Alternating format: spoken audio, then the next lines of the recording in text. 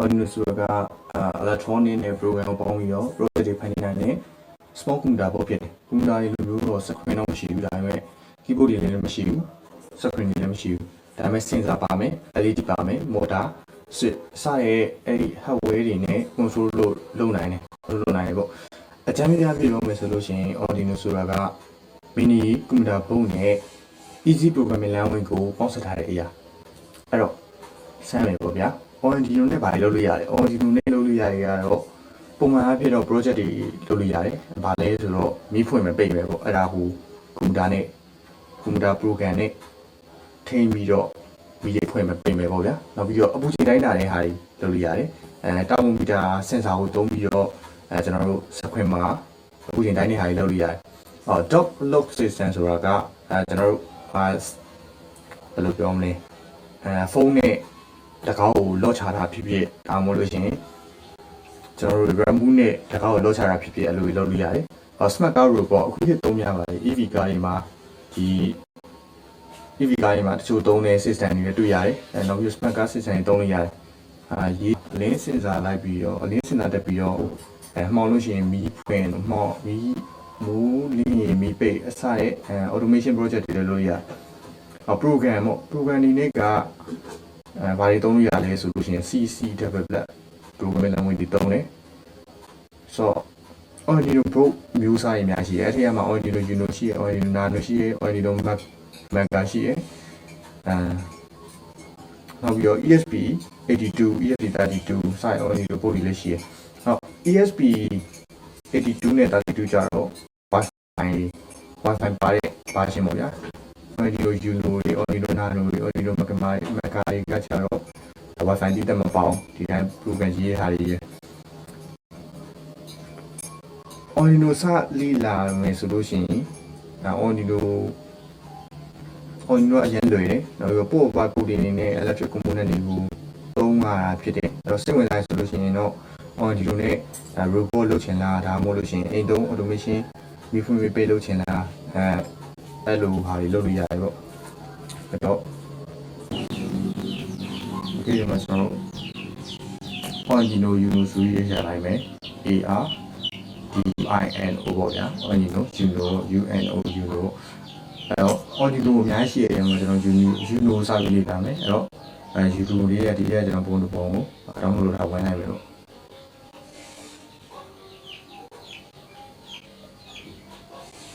โอเคပေါ့ဒါ Arduino Uno မှာဆိုလို့ရှိရင်ဒီတော့ port တွေပါတယ်နောက်ပြီးဒီမှာဒါကြတော့ဒါ memory သွင်းတဲ့ကောင်ပေါ့ဗျာကွန်ပျူတာနဲ့ကြည့်ပြီး memory သွင်းတဲ့ကောင်ပေါ့နောက်ပြီးဒီကောင်ကြတော့ဒါ power supply ဒီကောင်ကို volt တွေပေးရဲ့ကောင်ပေါ့ဗျာနောက်ပြီးဒီမှာ port တွေပါတယ်ဆိုလို့ရှိရင်1 2 3 4 5 6 9 10 11 12 13 14 15 16 17 18အပေါ်ပေါက်ကဒါ18ပေါက်ပါတယ်အဲ့မှာကျတော့1 2 3 4 5 6 9 10 8ခုပါတယ်နောက်ပြီးတော့ A0 ကနေပြီးတော့ A5 6ခုပါတယ်ဟုတ်ဗျာအဲ့လိုပါတယ်တင်းမှာမှ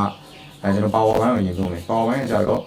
ဒီကွန်ပျူတာကနေပြီးတော့ power supply တွေယူလို့ရတယ်ဒီကောင်ကြီးနေပေါ့ power supply တွေယူပြီးတော့မောင်းလို့ရတယ်တခါလေးဆန်းလို့ရတယ်ပေါ့အဲ့လိုမှမဟုတ်ဘဲနဲ့ကျွန်တော်ကကွန်ပျူတာနဲ့မချိတ်ချင်တော့ဘူးဆိုလို့ရှိရင်ဒီ port ကိုသုံးရတယ်ဒီ port ကဒါ power supply ပေးရတာပေါ့ဗျာ wire နဲ့ power bank တွေပိုင်းနဲ့သုံးချင်တာပါညာဖြစ်ဖြစ်တော့ဒီကောင်နဲ့သုံးလို့ရတယ်နောက်ပြီးအဲ့လိုမှမဟုတ်ကိုကတခိန်းနဲ့သုံးနေတာဆိုလို့ရှိရင်ဒီမှာ 5V ဆိုတဲ့ဟာလေး5V ပေါ့ဗျာsorry VIN ဆိုတဲ့ကောင်လေးကနေပြီးတော့ကျွန်တော် power ပေးရရတယ်GND ဆိုတော့ ground ပေါ့ဒီ circuit မှာတော့ GND 3ခုပါတယ်တစ်ခုနှစ်ခုဒီပုံမှာ GND ဆိုတဲ့ ground ပါအဲ့လိုပေါ့လူတွေသုံးရတယ်နောက်ပြီးတော့ဒီအောင်ရှင်းရမယ်ဆိုလို့ရှိရင်ဒီကောင်ဒီ digital pin ပေါ့ဗျာdigital pin ပေါ့ digital pin ဆိုတော့ဗာလဲဆိုသူတို့ digital pin ကကြတော့0နဲ့1နဲ့ပဲတည်ရ1နဲ့0နဲ့ပဲတည်ရကျန်တာမှမတည်ဘူးဒီကောင်ဒီဘာတမ်းမို့မတည်ဘူးဒီကောင်ဒီကနေပြီး73ထိdigital input လုပ်တယ် output digital input ကိုလုပ်တယ်digital output ကိုလုပ်တယ်ပေါ့အဲ့မှာထူးထူးခြားခြားဒီမှာ similar လိုမျိုးလှိုင်းပုံစံလေးပါတဲ့ကောင်လေးတွေ17 19 6 ဒီလိုကောင်လေးကြီးကြတော့သူက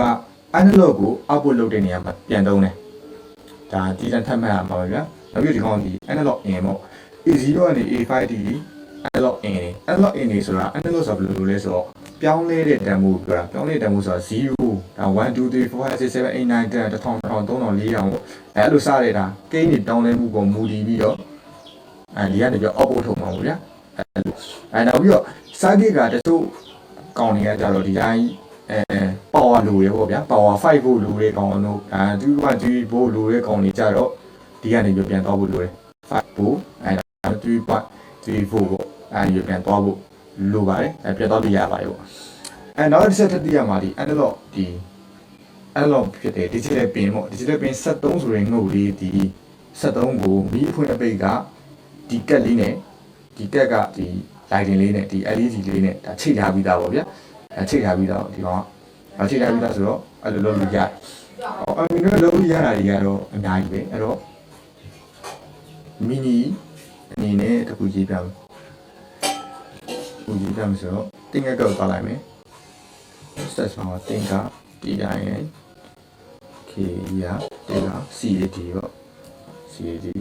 တင်ငက်ကောက်ကိုဝင်လိုက်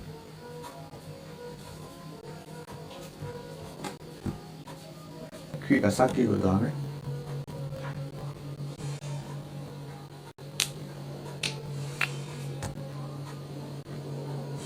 အစားကိသွားပြီဆိုတော့ကျွန်တော်ဒီမှာရောက်သွားပြီပေါ့ရောက်သွားပြီဆိုတော့ကျွန်တော် OND လို့ Uno ကိုသုံးမှာဖြစ်တဲ့ချိန်မှာ OND လို့ Uno R3 ကိုကျွန်တော်ဆွဲလိုက်မယ်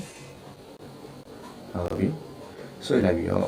ကျွန်တော်ပြောခဲ့တယ်ပေါ့ဗျာဒီကောင်လေးဒါ input သုံးမှာတို့ output သုံးမှာလည်းကျွန်တော်ပြောခဲ့တယ်အဲ့တော့ကျွန်တော် output သုံးမှာဖြစ်တဲ့အတွက်ဒီတစ်လုံးကိုပြီးလိုက်အဲ့တော့ anode နဲ့ကတ်တော့ပေါ့ anode ကပေါ့ကတ်တော့က anode ဖြစ်တဲ့အတွက်GND ဆိုတဲ့ ground ပြရမယ် anode ကိုဆိုတော့ကာလာပြောင်းလိုက်မယ်အနဲ့ရောင်လေးပေါ့ဗျာအနှုတ်ဖြစ်တဲ့အတွက်နဲ့ရောင်လေးပြောင်းလိုက်ပြီးတော့အပေါင်းဒီပါလဲဆိုတော့ကျွန်တော်တို့ဒီအနီရောင်ပေါ့ red color က red color လို့ပေးလိုက်အဲ့တော့73ပင်ကိုကျွန်တော်ဖွင့်ပေးလို့အောင်73ကိုဖွင့်ပေးလို့မယ်ဆိုတော့ကျွန်တော်ကုတ်ရေးဖို့လိုပဲကုတ်ရေးမယ်ဆိုတော့ဒီမှာကုတ်ကိုသွားတယ်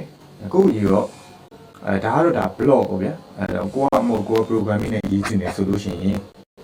အဲ့လိုရေးလို့ရတယ်block and touch ပေါ့touch အနေနဲ့တော့လို့ရတယ်အဲ့ဒါကျွန်တော်တို့ control မှာကျွန်တော်တို့ forever ကိုရေးမယ် forever ဆို load ပေါ့ကိုဒီမှာ2မျိုးရှိတယ် set ဆိုတာကဒီကောင်တွေသုံးတယ်ဆိုတာသင်ညာလိုက်ရအောင် load ဆိုတာကဒီကောင်ကြီးကိုဒါပတ်လေတော့ဆိုတာလုပ်နေတဲ့အရာမျိုးပေါ့အခုတော့ကျွန်တော် forever ကိုရေးလိုက်မယ် forever မှာကျွန်တော်ဘာလုပ်မှလဲဆိုတော့ sorry ကျွန်တော် output ထုတ်မှာပေါ့output ထုတ်မှာဖြစ်တဲ့အတွက်ဒီမှာ input နဲ့ output ရှိတယ်output ရေးလိုက်မယ်အောက်ဖို့မှာဒီမှာ set pin ဆိုတဲ့ကောင်လေးဒီကောင်လေးက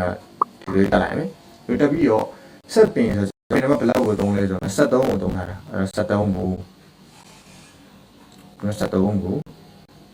height ဖြစ်မယ်ဆိုတော့အလုပ်လုပ်မယ်လို့ပြောတာပါ height ဆိုတာကမီးပွင့်တာပေါ့မီးပွင့်တာ low ဆိုတာမီးပိတ်တာပေါ့အဲဒါလေးကို run ကြည့်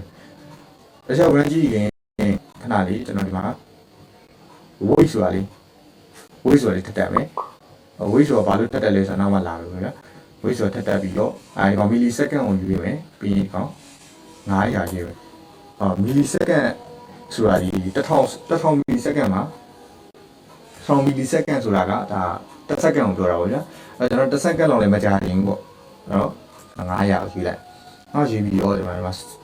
stat stimulation ကိုကျွန်တော်နှိပ်လိုက်မယ်ကျွန်တော်ကပ်သွားမီးလင်းနေရပေါ့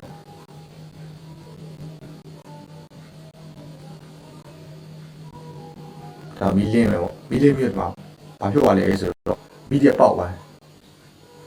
မီးပြပေါက်တယ်ဘာလို့ပေါက်လဲဆိုတော့ဒီကောင်က ampere များနေလို့မီးတီးရဒီ ampere ကိုမခံနိုင်လို့ပေါ့ဗျာအဲ့တော့ဒီမှာကျွန်တော်တို့ကအုံလို့ပြန်တော့အုံလို့ဆိုတော့ v equal to i ဟုတ်ကွာ v equal to i ဟုတ်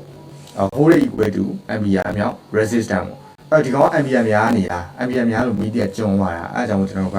အဲဒီကျိုး y ကျိုးလေးဖြတ်ပြီးတော့ဘာလို့အောင်လဲဆိုတော့ resistor ခံရ resistor ကို resistor ခံလိုက်ဒီကောင်ကအဲ့တော့ကျွန်တော်က v equal to i ကိုတက်ဖို့လို့တက်ဖို့ရအောင် cu la do တော့လေတော့ကျွန်တော်ကဘာလို့လိုချင်တာလဲဆိုတော့အာရမို့လိုရတာ အားတန်ပို့လို့ရတယ်လေအဲ့တော့ v equal to i ဖြစ်တဲ့အတွက် i equal to v by i 0ဖြစ်တယ် voltage က5 voltage 5 voltage ကိုစားတာမှာကျွန်တော်တို့ကsorry အစားရမှာ20 ampere နဲ့စား20 ampere နဲ့စားရမှာဘယ်လောက်ရပါလဲဆိုတော့ 0.25 အဲ့ဆိုတော့ကီလိုအုံးတွက်မယ်ဆိုရင်250ကီလိုအုံးမဟုတ် 0.25 ပေါ့250အုံးမလားကီလိုအုံးရမှာအဲ့တော့250အုံးအဲ့ကျွန်တော်250တက်လိုက်မယ်တစ်ချက်စားမှာဒီမှာ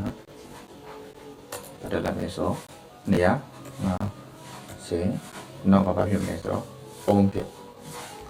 မယ်အဲ့ဒါလေးဆက်လိုက်အဲ့တော့ simulation လုပ်ကြည့်အောင် okay ဒါမြင်ပါပြီတော့ဒီမှာဒီဆိုတော့မြည်ချင်းနဲ့မြည်ရော50စက္ကန့်နဲ့နောက်တစ်ခုဘာလုပ်လဲဆိုတော့မြည်ပြန်ပိတ်တဲ့အဆင့်တော့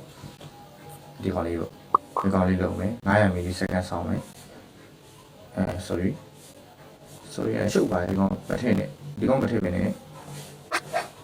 ဒီကောင်ကို right click နှိပ်ပြီးတော့ duplicate နှုတ်လိုက် duplicate လုပ်ပြီးတော့ကြောင်ပြန်ကတ်လိုက် high ဆိုရင်နေရာမှာ low ကိုပြန်ထားလိုက်အဲ့တော့ blue ကိုက blue ဖြစ်သွားလဲဆိုတော့ပထမဆုံးမီးလင်းမယ်second ဝက်ကြာတဲ့အခါမှာမီးပိတ်သွားမယ်နောက်ပြီး second ဝက်ကြာတဲ့အခါမှာမီးပြန်လင်းမယ်အဲ့လိုဖြစ်သွားမယ်ပေါ့ဒါတော့ကျွန်တော် simulate လုပ်ကြည့်အောင် okay ရိုက်ဒါတိုင်းလို့ရပါတယ်ဒါဆိုတော့ပြောရဲ73ပင်ကဒီဟိုက original book က LED တွေနဲ့ချိန်နေတယ်ဒီမှာအဲ့ဒါပြောတာပါအဲ့တော့ပြန်ပြောရမယ်ဆိုလို့ရှိရင်